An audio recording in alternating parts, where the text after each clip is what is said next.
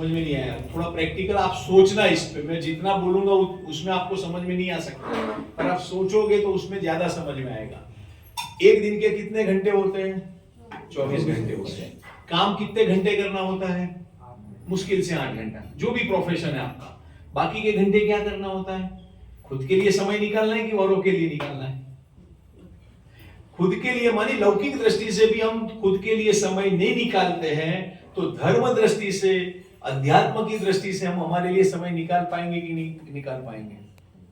हम लोग क्या करते हैं, जो हमारे जो पीक आवर्स होता है, जो पीक आवर्स में हम दूसरे के लिए समय निकालते हैं, और पीक आवर्स में अपने लिए समय निकालेंगे तो अपने आप दूसरे के लिए समय निकालने का अपने आप प्रावधान में है, जिसको तत्वार सूत्र में कहा है परस्पर ग्रहो जीवाना। ये प्रैक्टिकल करोगे तो समझ में आएगा, बोलने से समझ में नहीं आने वाला है? परस्पर ग्रहो जीवाना मानी एक जीव दूसरे जीव का उपकार कब करता है? हमने आपकी सेवा कर दी, आपने हमारी सेवा कर दी, तो इसको उपकार कहते हैं क्या? पर हमने स्वयं को जीव माना, और जीव माना तो दूसरा हमें जीव लगा, तो उसके उपकार के हमें भाव जगते हैं। यदि हमने अपने आप को जीव नहीं माना तो हम करेंगे तो वो क्या होगा? ओनली फॉर्मेलिटी होगी, और वो फॉर्मेलिटी सा लौकिक में भी हमें फल मिलता है कि नहीं मिलता है? तो फॉर्मेलिटी का भी लौकिक में फल नहीं मिलता है। तो समय सार समझने के लिए लौकिक दृष्टि से भी हमें ध्यान केंद्रित करना है, और आगम और अध्यात्म की दृष्टि से भी ध्यान केंद्रित करना है, ऐसा गंभीर विषय है। तीसरे दिन पे देव शास्त्र गुरु पे हमारी दृढ़ता कैसी होनी चाहिए। कल थोड़ा सा मैंने आपको संकेत किया था कि देव शास्त्र गुरु, तो एक दिगंबर जैन संप्रदाय में देव शास्त्र गुरु को एक सरीखा लेवल दिया है, मानी बहुमान है। देव को अलग, गुरु को अलग और शास्त्र को अलग, ऐसा बहुमान नहीं है। आपने भी थोड़ा चिंतन मनन किया होगा, थोड़ा सा उसको मैं शॉर्ट में करके अपना जो समय सार का विषय है उसको आगे लेता हूं। ये भी समय सार के अनुलक्षी है। समय सार के ग्रंथ में जिन्होंने टीका की, अमृतचंद्राचार्य देव ने पहले कलश में समय सार शब्द में देव शास्त्र गुरु का अर्थ गर्भित किया है। मानी टीकाकारों ने, पूज्य गुरुदेव श्री ने और डॉक्टर साहब ने और सबने समय सार शब्द में देव शास्त्र गुरु का अर्थ भी लगाया है, वो भी अपन घटित करेंगे। और पहले कलश में देव को नमस्कार किया है, दूसरे कलश में गुरु को नमस्कार किया, शास्त्र को नमस्कार किया है, और तीसरे कलश में गुरु को नमस्कार किया है। मानी आत्मख्याति रचयिता जो अमृतचंद्राचार्य देव है, उन्होंने पहले कलश में तो देव शास्त्र गुरु तीनों को नमस्कार किया है, दूसरे कलश में किसको किया है?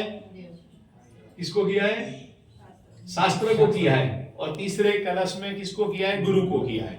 अब थोड़ा सा विचार यहाँ कैंडिडेट करें, तीनों में पहले कौन और दूसरे नंबर पे कौन?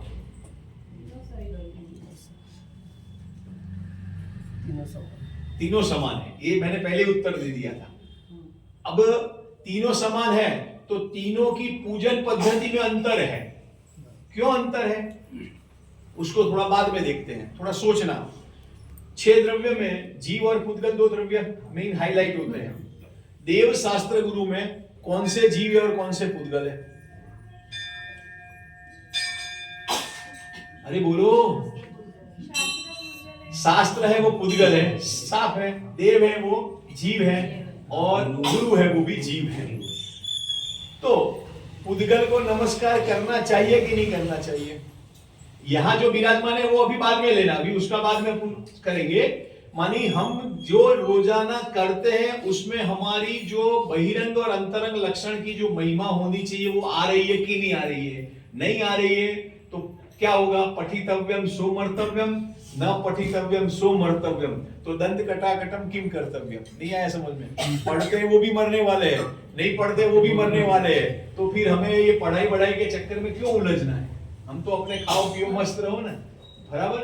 फिर से देव शास्त्र गुरु में एक पुद्गल द्रव्य है और बाकी के 2 है वो जीव द्रव्य है।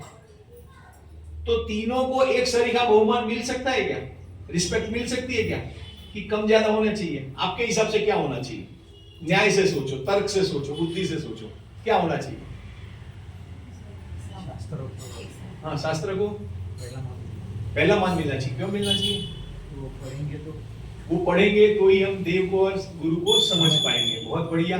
मानी जिनवाणी को हम पढ़ेंगे, सुनेंगे, समझेंगे, चिंतन करेंगे तो हमको उसका रिस्पेक्ट होगा। बराबर है। चलो ये आपका बहुत बढ़िया सतर्क है। लौकिक में भी और अध्यात्म में भी, मानी आगम में भी, धर्म क्रिया में भी हमें यदि कहीं डायरेक्शन लेना है तो इसका आश्रय लेके, मैंने पुद्गल का आश्रय लेने वाली बात नहीं कर रहा हूं। पुद्गल है वो एक अलग विषय, उसका दूसरे कलश में बहुत अच्छा खुलासा किया है, पर इसका आश्रय लिए बिना हमें त्रिकाली ध्रुव चैतन्य परमात्मा समझ में नहीं आएगा। समझो जरा, लौकिक में हम किसका आश्रय लेके ममत्व करते हैं? अपने घर में आप लोग रहते हो कि नहीं रहते हो? आपका खुद का घर है, बराबर है। टीवी, फ्रिज, जो भी गहने हैं, कपड़े लते, जो भी है, आपकी जो भी सामग्री, भोग सामग्री, वो सारी की सारी कौन से द्रव्य में है? पुद्गल में। कंफर्म कि उसमें एक शंका है? अरे मैं ले लूंगा, नहीं चिंता मत करना, घबराओ मत, बराबर है। तो मैं भी परिग्रह रख के करूंगा क्या? मानी वो पुद्गल द्रव्य है, तो उसको देख करके हमें राग द्वेष होते हैं या नहीं होते हैं? ये तो भुक्त भोगी हो ना, ये रत्नाकर सावकाचार्य में तर्क दिया है। अब उसको देखकर यदि हमें राग द्वेष हो रहे हैं तो इसका अर्थ ये हुआ कि ये पुद्गल द्रव्य को देख करके हमें वितरागी भाव क्यों नहीं हो सकते? वो दूसरे कलश में कहा। इस तर्क को आप काट के बताओ मुझे। आपका परिग्रह ज्यादा देख करके मुझे द्वेष होगा, मेरा परिग्रह ज्यादा देख के आपको द्वेष हो सकता है, या राग भी हो सकता है। अपना अपना देख करके होता है कि नहीं होता है? बराबर ना। तो उस देख करके यदि राग द्वेष हो रहे हैं तो फिर ये पुद्गल द्रव्य को देख करके हमें वितराग भाव क्यों नहीं होता है? रत्नाकर श्रावकाचार्य के शुरू के अधिकार में भगवान जो है ये है ना, अभी पाषाण के भगवान है, उसमें ये बात पूरी तर्क के साथ पंडित सदाशिवदास जी ने इसको समझाई। आप पेज नंबर पूछोगे तो मेरी ताकत नहीं है पेज नंबर बताने की, पर आप पढ़ लेना और थोड़ा गंभीरता से सोचो। मैं एक प्रथमान योग का एक उदाहरण देता हूं। भगवान महावीर को कौन सी पर्याय में सम्यक दर्शन हुआ था? सिंह की पर्याय, सबको याद है पक्का। क्या होके उनको सम्यक दर्शन हुआ था? वो घटना क्या घटी थी? भेद ज्ञान तो बाद की बात है, तो पहले 2-4 वृत्तिधारी मुनिराज आए, पूरी घटना बोलो, आप ध्यान में रखो। अब मेरा ये प्रश्न है, उनको सम्यक दर्शन होने में बाहर में कौन निमित्त था? देव निमित्त था, गुरु निमित्त था, या शास्त्र निमित्त था? अब घटना यहां पे आप टंकोत्कीर्ण कर लो, बराबर। चित्र आपके जहां भी देखे हुए, मानी भगवान महावीर को सिंह की पर्याय में सम्यक दर्शन हुआ, उसमें मुझे भी शंका नहीं है, आपको भी शंका नहीं है, बराबर। महावीर भगवान के 10 भोग पहले की बात है। अब 2 चारण रिद्धिधारी मुनिराज आए और उनको उपदेश दिया और उनको सम्यक दर्शन हुआ। प्रथमा योग की कहानी यही है ना, बराबर, घटना यही है। अब मेरा प्रश्न और मजबूत है, क्या है कि भगवान महावीर को सिंह की पर्याय में सम्यक दर्शन हुआ तो उसमें देव निमित्त था, गुरु निमित्त था कि शास्त्र निमित्त था? गुरु बोलो, फिर कुछ लोग शास्त्र बोलेंगे, बराबर है? दोनों बोलो, और तीसरे तो है ही नहीं, तो कहां से बोलोगे आप? अब थोड़ा और उसको तर्क से थोड़ा दिमाग लगा के बुद्धि का मानी कसौटी पे कसो। यदि हम एक को निमित्त मानेंगे तो जैन धर्म में देव, शास्त्र, गुरु तीनों की प्रधानता कही गई है। तो यदि एक को निमित्त मानोगे तो बाकी 2 को आपने क्या किया? छोड़ दिया, गौण नहीं किया, बराबर। छोड़ने और गौण में आप अपने हिसाब से समझ लेना, बराबर। तो हमें दिखता तो है अकेले गुरु ने उपदेश दिया, पर उसके अंदर तीनों चीज गर्भित है। वो गुरु कहां से आए? तो भाई उनके गुरु से उन्होंने दीक्षा ली, बराबर, उपदेश सुना। वो उपदेश कहां से आया? क्योंकि भगवान वितराग की वाणी थी। नहीं आया समझ में? मानी भगवान वितराग की वाणी, गुरु और उनका उपदेश, ये तीनों एक सरीखे होते हैं, पर उपचार के रूप में बाहर में किसी एक को निमित्त कहा जाता है। तत्वार सूत्र में अधिगमज और निसर्ग जो सम्यक दर्शन का निमित्त है, मानी बाहर में एक दिखेगा, पर भीतर में यदि एक मानोगे तो वह एकांत हो जाएगा। भीतर में तीनों तीन उनके मौजूद है। किनके मौजूद है? जिन्होंने उपदेश सुना उनको, कि जो उपदेश सुना रहे उनको? नहीं आया समझ में? उपदेश सुना रहे उनको तो तीनों की दृढ़ता है ही, और जिन्होंने उपदेश सुना और अपना कल्याण किया उनको तीनों की दृढ़ श्रद्धा होती है। ये समय सार के कलशों में, उसमें प्रवचन इत्यादि में ये बातें आती है। और थोड़ा आगे बढ़ते हैं कि देव शास्त्र गुरु तीनों की बात आती है। आप प्रथमायुग का कोई भी उदाहरण देख लो, कहीं भगवान के समोसरण में जाते हैं, या गौतम गंधर्व को मानस्तंभ देख करके मान खंडित हो गया, और जैसे ही उन्होंने मुनि अवस्था धारण की और गंधर्व पद मिला तो उनको देव शास्त्र गुरु तीनों का ही बहुल्य रहा था। अब आप एक का बहुल्य रख करके काम करो तो होगा कि नहीं होगा? सोचो जरा, दिमाग लगाओ, अपना सूक्ष्म दिमाग लगाओ, उपयोग लगाओ कि एक को यदि मैं मुख्य करूंगा और बाकी दो को छोड़ देता हूं, गौण नहीं कर रहा हूं, छोड़ देता हूं क्योंकि हम अज्ञानी हैं, तो हमारा उपयोग लगेगा कि नहीं लगेगा? नहीं लग सकता है। प्रथमान योग में और कर्णान योग और चरणान योग के आधार से आप उसको आराम से कर दो, और द्रव्यान योग की अपेक्षा से उसमें अपना सचोट उसी समय सिंह ने क्या काम किया, उपदेश सुना, ये बोलने में आता है। जरा फिर से समझना, वही उदाहरण को दूसरे एंगल से समझना। उदाहरण प्रथमान योग का है, पर हर एक एंगल से समझना अनिवार्य है। हम क्या समझते हैं, प्रथमान योग की घटना पढ़ ली और हमने काम हो गया, हमारा कहानी याद हो गया, सुना भी दी, अच्छी तरह से सुना दी। अब मेरा प्रश्न ये है कि मुनिराज ने उपदेश दिया, मुनिराज का काम क्या था? उपदेश देना। उस समय वो जा रहे थे, जो भी घटना थी, बराबर। और सिंह का काम क्या था? सुनना, बराबर। अपना भी काम क्या है? आपका भी और मेरा। मैं ये नहीं कह रहा हूं आप पे, मैं समझा नहीं रहा हूं अभी, मैं कुछ समझ रहा हूं, ये समझना। मैं आपको समझा रहा हूं, ये मत समझना। मानी हमारा काम क्या होता है? सुनना और सुनाना, बराबर। अब जरा गंभीरता से सोचो कि सिंह ने उस समय कार्य क्या किया? सुनने का काम किया था कि अंदर उतरने का काम किया था? अंदर उतरने का। घटना वही है, प्रथमान योग वही है। यदि वो सुनने का काम करता तो उसको सम्यक दर्शन होता कि नहीं होता? नहीं होता। तो उसने सिंह की पर्याय में उसने अंदर उपयोग लगाने का काम किया, और उपयोग लगा तो अपने आप सम्यक दर्शन हो गया। फिर भले वो बाद में आगे चल करके उनको जैसी भी उनकी योग्यता हो उस हिसाब से ये बातें आती है जिनवाणी में, उसको ऐसे एंगल से हमें समझना चाहिए। अब वही उदाहरण को 4 अनुयोग से आपको घर में पूरे दिन भर चिंतन करना है कि 4 अनुयोग में कैसे घटित होगा। वही उदाहरण कौन सा? महावीर भगवान को सिंह की पर्याय में सम्यक दर्शन हुआ। वही उदाहरण आपको चारों अनुयोग में कैसे घटित करना है वो आपको सोच करके घर पे चिंतन करना है। उत्तर आपके पास मिल जाएगा, घबराने की बात नहीं है। सोचने में अंतर होता है, थोड़ा सोचते हैं। हम लोग क्या करते हैं, पढ़ भी तो लेते हैं पर सोचने के लिए हम आगे पुरुषार्थ नहीं करते हैं। और सोच आगम से ही ये सारी चीजें मिलती है, ऐसा नहीं कि कोई किसी के जेब से ले आया, ऐसी बात नहीं है, बराबर। तो ये बात हुई समय सार के पहले कलश की, दूसरे कलश की और तीसरे कलश की कॉमन हुई। अब थोड़ा और सोचें, देव शास्त्र गुरु का संयोग कब कब होता है और कब कब नहीं होता है?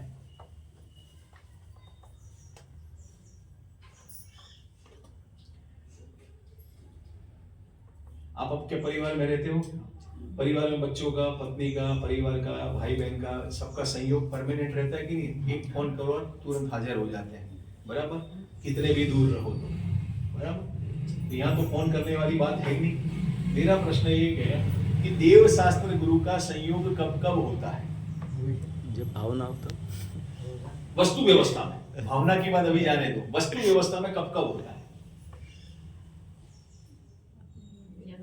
हम क्या सोचते हैं, पंचम काल है इसलिए वितरागी देव नहीं है, भावलिंगी वितरागी संत नहीं है, अकेला शास्त्र ही है, बराबर। गलत नहीं है, अपेक्षाकृत कथन वो सत्य है, 100% सत्य है। पर जरा गंभीरता से सोचो कि ऐसा कोई भी काल नहीं है जहां देव शास्त्र गुरु का मानी एक रूपता कहीं न हो, ऐसा नहीं हो सकता है। इस क्षेत्र में नहीं है तो दूसरे क्षेत्र में, दूसरे क्षेत्र में नहीं है तो तीसरे क्षेत्र में।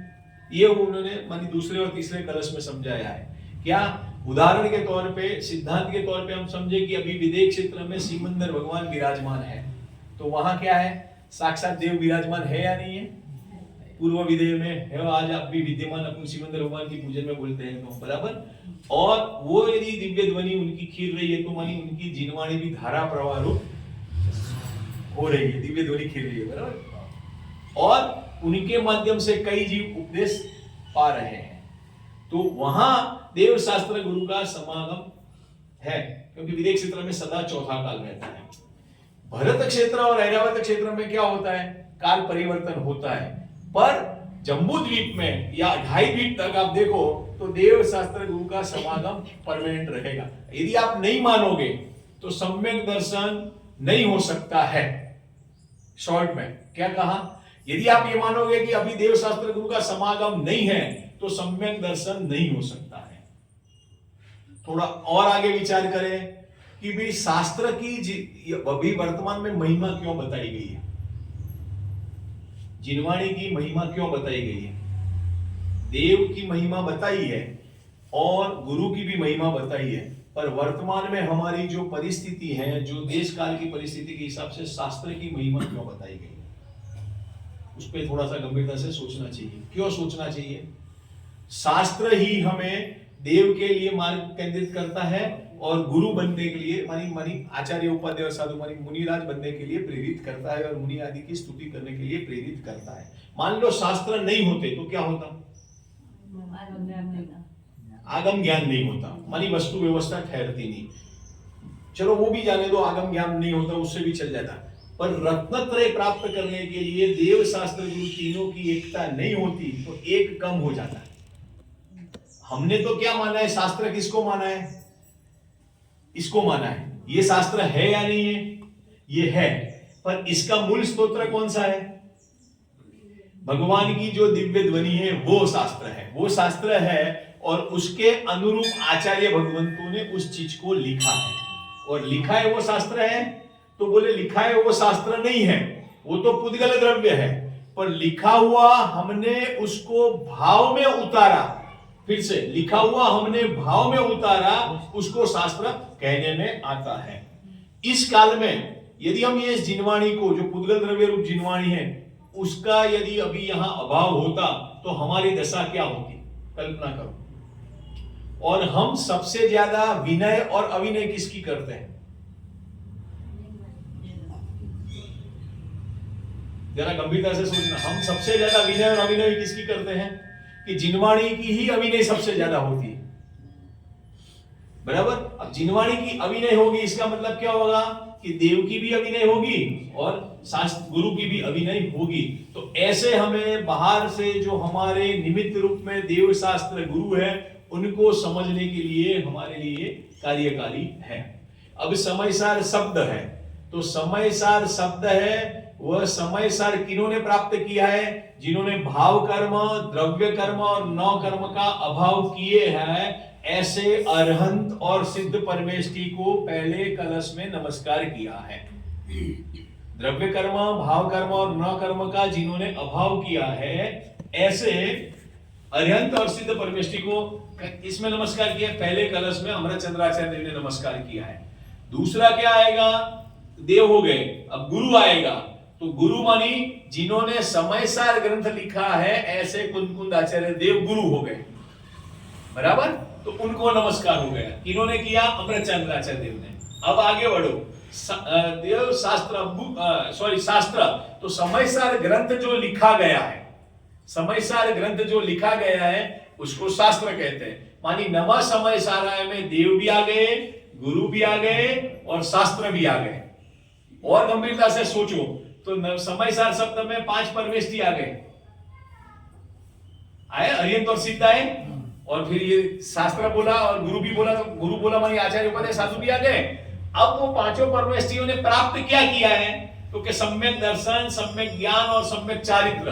तो नम समय साराय में मानी 5 परमेष्ठी भी आ गए और 3 रत्न भी आ गए। ऐसे आप सोचते जाओ तो कुछ ना कुछ आपको कहीं नया नया चिंतन मानी है वस्तु व्यवस्था में, वो अपने को ख्याल में आएगा। इसीलिए इसको मात्र शास्त्र मानना नहीं है, गुरु की वाणी और देव तो ही हमें वह सम्यक दर्शन में निमित्त होगा। कुंदाचार्य की घटना भी हमें मालूम है कि उन्होंने पूर्व भव में जिनवाणी की रक्षा की थी, तब उनके फल स्वरूप में उन्होंने पूरी धर्म प्रभावना की है। अमृतचंद्राचार्य देव ने भी ऐसा ही कुछ कार्य किया होगा, बराबर है कि नहीं। यानी सबके पीछे पूर्व के संस्कार लगे हुए हैं, तो पूर्व के संस्कार ऐसे लगते हैं तो ही हमें ये समझ में आता है। अब आता है द्रव्य गुण पर्याय। तो नमः समय साराय स्वानुभूत्या चकासते चित्त स्वभावाय भावाय सर्वभावांतरस्य, उसमें द्रव्य गुण और पर्याय उस रूप से समय सार को नमस्कार किया है। द्रव्य मानी क्या, तो वे बोले जीव द्रव्य। गुण मानी क्या, तो के जीव द्रव्य का जो गुण है वो गुण हुआ। और पर्याय मानी क्या, तो के जो गुणों के परिणाम को पर्याय कहते हैं। इसका इसमें जो है ना चित्त स्वभावाय भावाय सर्वभावांतर सीधे स्वानुभूत्य, उसमें द्रव्य गुण पर्याय को गर्भित किया है। अब द्रव्य गुण पर्याय के बारे में भी हमारी थोड़ी बहुत कुछ गलत मान्यताएं हैं। मैं एक थोड़ा सा आपको उसका स्पष्टीकरण बिल्कुल बेसिक डेफिनेशन से करना चाहता हूं। द्रव्य किसको कहते हैं? गुणों के पहले तो विश्व किसको कहते हैं? द्रव्यों के समूह को विश्व कहते हैं, बराबर? ऐसा ही पढ़ा है हमने सिद्धांत प्रश्नोत्तर माला में। द्रव्य किसको कहते हैं? गुणों के समूह को द्रव्य कहते हैं। बहुत बढ़िया। गुण किसको कहते हैं? जो द्रव्य के संपूर्ण भाग और संपूर्ण अवस्था में रहे उसको गुण कहते हैं। बहुत बढ़िया। पर्याय किसको कहते हैं? गुणों के परिणाम को पर्याय कहते हैं, बराबर? यही है ना कुछ है क्या? गुणों के कार्यों को, बराबर? गुणों के कार्यों को कहो, परिणाम को कहो। अब जरा थोड़ा सा आपने जो परिभाषा बिल्कुल ध्यान में, वही दिमाग में रखना और उसी से आधार पे अपने को आगे बढ़ना है। आत्मा एक द्रव्य है। जीव द्रव्य कितने हैं? अनंत। उद्गत द्रव्य कितने हैं? अनंत अनंत। बाकी सबको अभी छोड़ देते हैं। जो द्रव्य है वो अनंत द्रव्य है, बराबर? उसमें हम जीव द्रव्य को लेते हैं। जीव द्रव्य अनंत है। उसमें मेरा जो जीव द्रव्य है उसमें गुण कितने हैं? अनंत है। और आपका जो गुण जीव द्रव्य है उसमें गुण कितने हैं? अनंत है, बराबर? आपका गुण हम कितने भी साथ में रहे तो हमारे में मिलेगा कि नहीं मिलेगा? नहीं मिलेगा, ये भी मालूम है हमें, बराबर? थोड़ा सोचना, इतना तक तो मालूम है हमें हम कहां गलती करते हैं वो। अब जो पर्याय होती है वो पर्याय कौन से गुण की कौन से गुण में परिणाम करती है? ज्ञान गुण की श्रद्धा गुण में परिणाम करेगी पर्याय? क्या कहा फिर से? ज्ञान गुण की श्रद्धा गुण में परिणाम पर्याय करेगी? नहीं आया, समझ में नहीं आया आपको? अनंत गुण है, ज्ञान है, दर्शन है, चेतना है, ऐसे अनंत गुण है। तो ज्ञान गुण की जो पर्याय है वह ज्ञान गुण का काम करेगी कि और किसी का काम करेगी? बराबर? इतना तो समझ में आ गया, बराबर? यहां तक मानी हमने एक द्रव्य में अनंत गुण है और अनंत गुण की अनंतानंत पर्याय है। तो वो सारी की सारी पर्याय किसका काम करती है? अपने अपने गुण का काम करती है, दूसरे गुण का काम नहीं करती है। अब हम लोग लौकिक में और अध्यात्म में या जिनवाणी पढ़ने के बाद भी क्या करते हैं कि दो द्रव्यों के गुणों की पर्याय को मिलाने का काम करते हैं। अब प्रैक्टिकल सोच लेना, उसमें ज्यादा मैं उपयोग नहीं लगाऊंगा। फिर से बोल रहा हूं, दो द्रव्यों के मिलान की पर्यायों को और उसको हम एक द्रव्य की मान करके या एक गुणों की काम करते हैं। जैसे मेरे पास अच्छी पर्याय है, पुद्गल द्रव्य की अच्छी पर्याय है। अब पर्यायों का काम क्या होता है? जवाहर भाई, क्या काम होता है पर्यायों का काम? रुकना कि जाना? रुकती है कि जाती है? नहीं आया, समझ में नहीं आया। एक समय की होती है, वो तो बराबर मैं समझ गया, पर उस पर्याय को रुकने का काम है कि जाने का काम है? जाने का काम है, बराबर? अब ईमानदारी से देखो, दो द्रव्यों की बात भी बहुत दूर की है, वो भी और जरा आप अपने हिसाब से चिंतन से सोचना।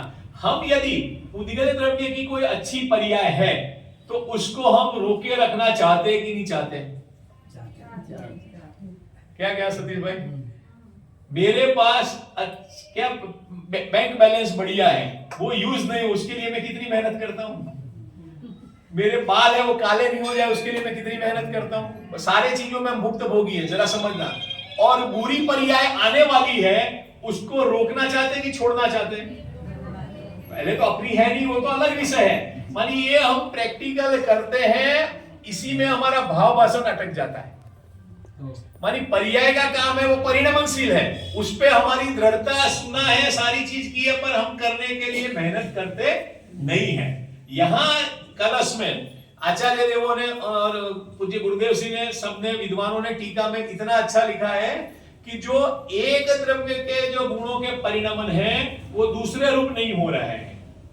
और दूसरे गुण के है वो तीसरे रूप नहीं हो रहे, मानी जो पर्याय है वो अपने में ही परिणमित होती है। थोड़ा और प्रैक्टिकल करके सोचे, वो पर्याय अपने गुण में ही क्यों परिणमन करती है, दूसरे में क्यों नहीं करेगी? वस्तु व्यवस्था है वैसे है। उसका स्वभाव ऐसा है, पक्का इतना तो मालूम है। तो फिर हमें वो विश्वास करने में परेशानी कहां हो रही है? नहीं आया समझ में? पुद्गल में परिणमन हो रहा है, इसमें चार अभाव भी लगा लो, बाकी सब स्वतंत्रता लगा लो, जो सिद्धांत आपको सब ध्यान में आ रहे हैं सबके सब लगा लो। हम पूरी जिंदगी भर पर्यायों को मिलाने के चक्कर में काम करते हैं कि नहीं करते हैं? कितना करते हैं? तनतोड़ मेहनत करते हैं, और फल क्या मिलता है? नहीं आया समझ में? आया नहीं है? मानी ये हम प्रैक्टिकल सोचने पे मजबूर नहीं होते हैं और सुनते हैं, और ठीक है बढ़िया हो रहा है, चल रहा है, बढ़िया आ रहा है, ठीक है। और थोड़ा गंभीरता से सोचो, आप सब यहाँ पे कोई व्यापारी होंगे, कोई सर्विस वाले होंगे, अलग अलग लेवल से सबका अलग अलग प्रोफेशन होगा। माता बहनों का किचन का प्रोफेशन होगा, बराबर, खाना बनाना, ये करना, कपड़े धोना वगैरह, बराबर। सबका कोई कौन किसका व्यापार करता है मुझे वो रिकॉर्ड नहीं देखना है, नहीं सुनना है, आप अपना जानो। जरा उदाहरण को जरा गंभीरता से समझना। जो भी जीव है 6 द्रव्य में से कौन से द्रव्य का व्यापार करता है? जवाहर भाई, 6 द्रव्य में से कौन से द्रव्य का व्यापार करता है? मुझे कोई ऐसा जीव बताओ कि जिसका बिजनेस 6 द्रव्य में पुद्गल द्रव्य के अलावा कोई करता हो, ऐसा कोई जीव है क्या? कोई बता दो। अच्छा, पुद्गल द्रव्य में भी अपने कितने होशियार आदमी हैं, हमें मालूम है स्वतंत्रता पुद्गल द्रव्य की अलग है, 6 द्रव्यों की अलग है, तो भी हम पुद्गल द्रव्य को बनाने का भाव करते हैं, रखने का भाव करते हैं, जोड़ने का भाव करते हैं, या उसको नाश करने का भाव करते हैं। तो बोलो स्वतंत्रता रहेगी कि नहीं रहेगी? नहीं आया समझ में? तो करना कि नहीं करना? घर में बैठे हैं तो घर का काम करना कि नहीं करना? अरे करने की कौन मना कर रहा है? व्यापार करने की मना कोई नहीं कर रहा है, बराबर है कि नहीं? चौथे गुणस्थान वाला, 5वें गुणस्थान वाला जीव भी व्यापार करता है, बराबर। भरत चक्रवर्ती भी 6 घंटे को जीतने जाता है, पर वो अभिप्राय में क्या रख के जाता है? और हम अभिप्राय में क्या रख के जाते हैं कि मैं ही करता हूं, मैं ही रहूंगा तो काम होगा, बराबर है कि? टोडरमल जी की भाषा में वो बैल चलता है, अरे कुत्ता बैल गाड़ी के नीचे चलता है। बोलो ऐसी दशा हमारी है या नहीं है? और किसने की ऐसी दशा? स्वयं ने की है। तो ये हमें सोचना है। देखो पढ़ते पढ़ते तो पूरी जिंदगी निकल जाएगी, पढ़ने से हमारा कल्याण नहीं होता है। कल मैंने बच्चों को पाठशाला में एक बताया, राज वो प्रैक्टिकल करके आने वाले, मैं आपको भी बोलता हूँ, पढ़ाई करने से अच्छे नंबर आते हैं कि पुण्य से अच्छे नंबर आते हैं? सोच के आना, कोई बात नहीं, पूरा दिन है आपके पास, घबराना नहीं। बहुत सारे ऐसे विषय छोटे छोटे सोचने पे मजबूर करते हैं। पुण्य कितने द्रव्यों में लागू होता है, पुरुषार्थ कितने द्रव्यों में लागू होता है?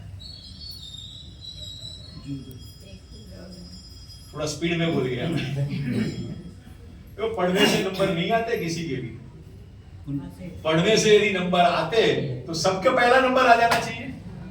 यानी मैं उसमें आपको डिमोटिव नहीं कर रहा हूं, स्वच्छंदी बनाने की बात नहीं है, और पुण्य पे जोर भी नहीं दे रहा हूं। सिद्धांत को सिद्धांत की तुलना में समझना अनिवार्य है, और सिद्धांत को सिद्धांत की तुलना में नहीं समझेंगे तो हमारा अर्थ का अनर्थ हो जाएगा। क्या कहा फिर से? पढ़ने से यदि नंबर आते हैं तो सबके नंबर आने चाहिए, तो पुण्य से नंबर आते हैं ऐसा मान करके बैठ जाएंगे तो पुरुषार्थ लौकिक में, लौकिक का पुरुषार्थ अनिवार्य है, बराबर। अब थोड़ा उसमें सोचो, उसका पोस्टमार्टम और करो। क्या है मेरा प्रश्न? ये है कि पुरुषार्थ कितने द्रव्य में लागू पड़ता है और पुण्य कितने द्रव्य में लागू पड़ता है? या पुण्य को हाँ बराबर है, पुरुषार्थ कितने द्रव्य में लागू पड़ता है, पुण्य कितने द्रव्य में लागू पड़ता है? अब अपना समाधान हो जाएगा। हम मानते हैं पुरुषार्थ 2 द्रव्य में। हम पढ़ते हैं, लिखते हैं, ये करते हैं, वो करते हैं, दुकान जाते हैं, मेहनत करते हैं, तो पुरुषार्थ 2 द्रव्य में मानते हैं, जबकि पुरुषार्थ 1 द्रव्य में लागू होता है। और पुण्य है वो 2 द्रव्य में होता है, उसको हम 1 द्रव्य में मानते हैं। ये उल्टी मान्यता है हमारी। अब थोड़ा सा सोचना उसमें, हो सकता है मेरी कहीं इसमें आपको बात दिमाग में नहीं है, पर आगम सम्मत बात है। आप द्रव्यों की अपेक्षा से देख लो तो पुरुषार्थ की जब बात आती है तो अपने आत्मा में ही पुरुषार्थ करने की बात आती है। न कुछ करना न कुछ धरना, उसको पुरुषार्थ कहा गया है। तो उस पुरुषार्थ के लिए हमें समयसार इत्यादि मानी सभी शास्त्रों का स्वाध्याय करना अनिवार्य है। हम दो द्रव्यों को मिला करके पुरुषार्थ मानते हैं। मैं अभी पूछूं कि प्रक्षाल किया तो कि हाँ किया, किसने देखा तो कि मैंने देखा। पूजन करेंगे तो वो दो द्रव्यों को मिला करके हमने पुरुषार्थ किया, पूजन करने घर से स्पेशल हम यहाँ आए, बराबर है कि नहीं, उपयोग लगा करके पढ़ा और पाठ किया, बराबर, तो वो पुरुषार्थ हुआ कि नहीं हुआ। तो दो द्रव्य में पुरुषार्थ होता है, जरा सोचो तो सही। वस्तु व्यवस्था में दो द्रव्य में पुरुषार्थ होगा क्या? तो पुद्गल द्रव्य का पुरुषार्थ होगा तो उसका फल किसको मिलेगा? चलो मान लो आपकी भाषा में हम समझ भी ले कि दो द्रव्यों का मिलान के पुरुषार्थ हुआ, तो पुद्गल द्रव्य के पुरुषार्थ का फल किसको मिलेगा? और चाहते क्या है हम? आप मेहनत करो फल मुझे मिले, ये मैं मेहनत करूं फल आपको मिले, ये पॉसिबल है क्या? तो पुरुषार्थ तो अपने द्रव्य में अपने लिए ही लागू होता है, और पुण्य है वो दो द्रव्य में लागू होता है, बराबर है कि नहीं। लोक व्यवहार में भी अन्य मती भी पुण्य पे भरोसा करते हैं। अब उसमें ज्यादा उलझना नहीं है अपने को, सिर्फ आपको समझना है। लोक व्यवहार में भी अन्य मती भी पुण्य पे भरोसा करते हैं, और पुण्य पे भरोसा करते हैं मानी पुण्य को वो लोग मानते हैं कि भाग्य प्रमाण मिलता है, ये तो सुना हुआ है ना आपने। और जैन धर्म भी पुण्य की बात करता है। तो बोलो हम पुरुषार्थ लौकिक कार्य के लिए कितना उग्रता से करते हैं? यहां अमृतचंद्राचार्य देव ने कहा है, अई कथमपि मृत्वा तत्व कौतूहली सन अनुभव मूर्ते पार्श्ववर्ती मुहूर्ता, मानी कम से कम अंतर मुहूर्त और अधिक से अधिक 6 महीना आपको ये आत्मा के अनुभव के बारे में सोचना है, समझना है। और पूरी जिंदगी आप यदि पढ़ाई करोगे, मैं पढ़ने की मना नहीं कर रहा हूं, स्वाध्याय के बिना हमारा कोई अभी वर्तमान में उपयोग लगने वाला नहीं है। स्वाध्याय पठन पाठन स्तुति इत्यादि के अलावा उपयोग कहीं लगने वाला नहीं है। उस मानी वो करोगे पर भाव पाषण या विचार नहीं करोगे तो उसका फल हमें क्या मिलेगा? इस दृष्टिकोण से हमें उस चीज को सोचना चाहिए।